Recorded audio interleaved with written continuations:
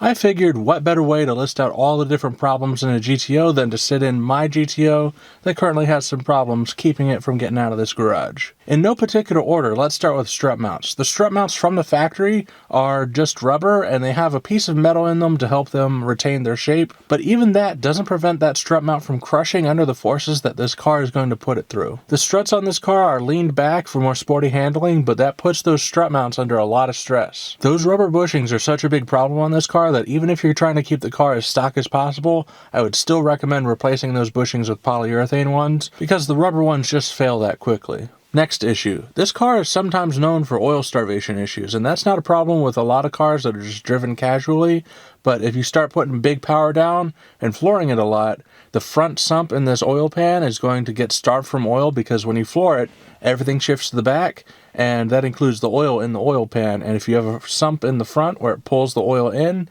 all that oil shifting to the back is going to move away from where your inlet for the oil is. You're going to suck in some air and the engine's not going to be happy with that. Now on to our first electrical issue, the wiring harness behind the glove box. This is such a big problem with these cars that anytime someone brings up an electrical issue on a forum or in a group, the first thing someone says is, did you check that wiring harness? Because they are known for having the plastic or material that's up against the firewall or near the firewall, rubbing up against the wires and like cutting through them.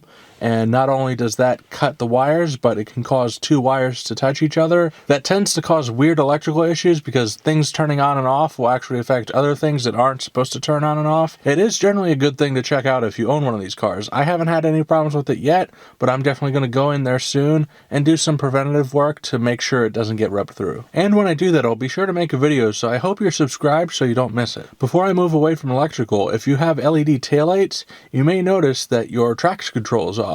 I haven't found the exact link between the two, but I have found if you put a 6 ohm resistor in parallel to one of your taillights, it fixes the problem. I don't know if GM meant for there to be some system where if both taillights go out, they shut off the traction control to get someone driving the car to take it to the dealer and get it fixed. Sure, having both of your taillights go out, that's unsafe, but what's even more unsafe is having that plus having your traction control go out and maybe you don't even notice that it went out. After I installed the LED taillights on this thing, I didn't notice the traction control wasn't working until a rainy day. Let's get back into the suspension on this car though. The radius rod bushings are another failure point that occurs on this car, and it causes a weird problem where it still kind of works the way that you think it would work, except under hard braking. From the factory, the bushing is liquid filled. When that bushing fails, there's a cavity inside of it that can compress super easily, and that movement that it allows the whole wheel to move back towards the rear of the car. This actually slightly alters the wheelbase, bringing the wheels closer together, and that changes how the car handles, and after you let off the brakes, it goes back into place to some degree, and that will change how the car handles too relative to when you are under braking. These don't fail as often or as quickly as the strut mounts, but it's definitely something you'll want to look out for. Plus, there are different options in the aftermarket for replacements. You can still get the fluid-filled ones, but you can also get solid rubber ones or polyurethane. Now let's get into an appearance issue, headliner sag.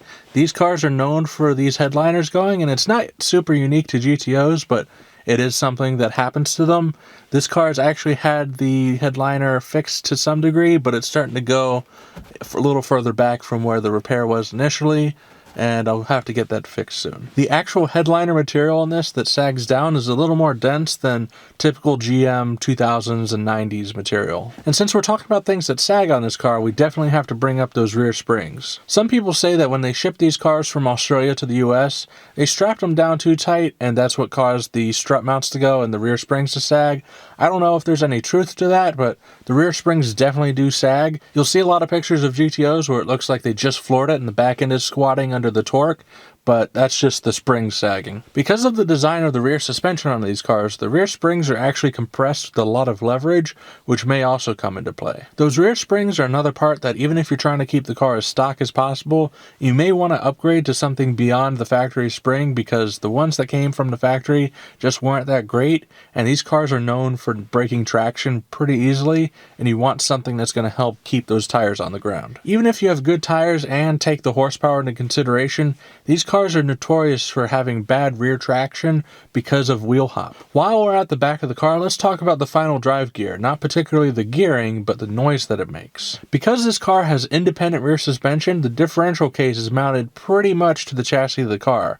It's mounted to the cradle, and that's mounted to the unibody of the car, so it's pretty close to directly mounted. Noise is made up of vibration, and that vibration can travel into the cabin pretty easily. So whatever noise it does make would be louder than the same differential and rear end gear in a differential case attached to a truck with a solid rear axle where that noise is isolated via the suspension. Now normally a final drive gear whine is fixed by properly aligning the gears, but I have seen some people use a particular brand of gear oil, and I've used it. It worked for me. I don't care what kind of gear oil you use. Now, I'm going to use an affiliate link, but I don't care if you buy it or not. Just go to it and check out the reviews. This is not differential gear oil for GTOs. It's just normal differential gear oil. But look at the reviews. There are so many of them saying that this fixed the whine on the GTO differential. I don't know what they do differently, but it's the only brand I've come across that fixes that whine without taking the differential apart. And by fixes, I don't mean eliminates the noise, but it's definitely way quieter than it was. The last things at the back of the car, I'm going to count this as one problem. They're similar, but definitely two different items.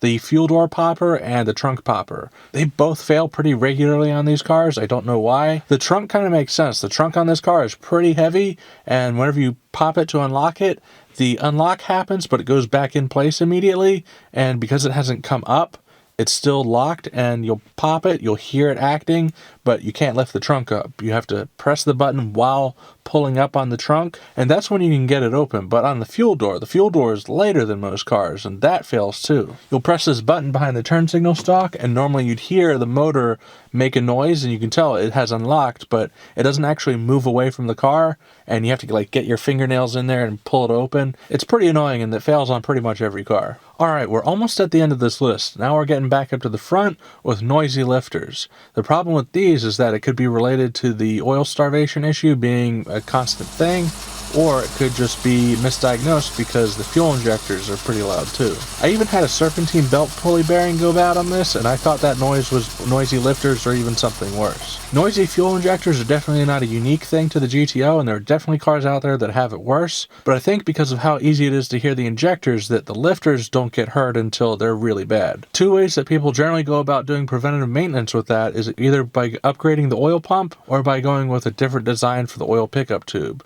and doing both can't hurt either. Both of those could help with the oil starvation issue as well, so win-win. Last issue, the battery drain, which is why this particular car doesn't have a battery in it right now. For whatever reason, this car doesn't quite shut off, and I get it, with modern cars, they never really quite shut off. They're always waiting for that keyless entry fob to come near, so it has to be on and searching for it. For one reason or another, these cars don't seem to shut down all the way, and they drain batteries pretty quickly, which is pretty annoying for a sports car that can often be a non-daily driver car and sits in the garage for a long time, like this one. I've heard that maybe it's the entertainment system that could be at fault, but I haven't been able to confirm that. One day I'd like to dig into the car and hunt down the actual source. That's the end of my list, but I'd also recommend checking out the comments below, because if I missed anything, I'm sure someone will let me know. But I'd also like to know, if you own a GTO, what's the weirdest problem you've had with yours? And have you checked the wiring harness behind the glove box? Thanks for watching, and I hope to see you in the next Car Simplified video.